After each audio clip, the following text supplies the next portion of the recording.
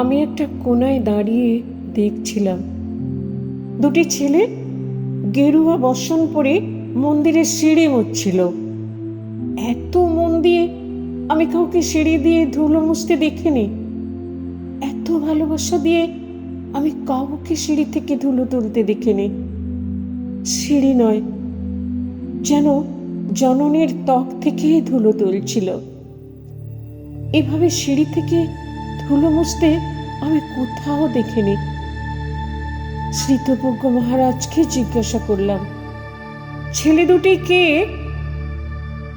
মহারাজ মৃদু হেসে বললেন, একজন নিউক্লিয়ার ফিজিসিস্ট, একজন IBM এর 6 লাখ টাকা চাকরি ছেড়ে এখানে এসেছে, সিঁড়ি ধুতে এসেছে।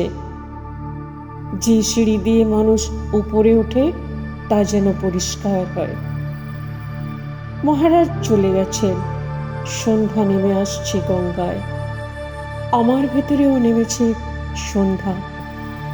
সারা পৃথিবীতে এত সিঁড়ি, সিঁড়িতে সিঁড়িতে এত দাগ, এত ক্রোধ, এত ধুলো, এত অপমান।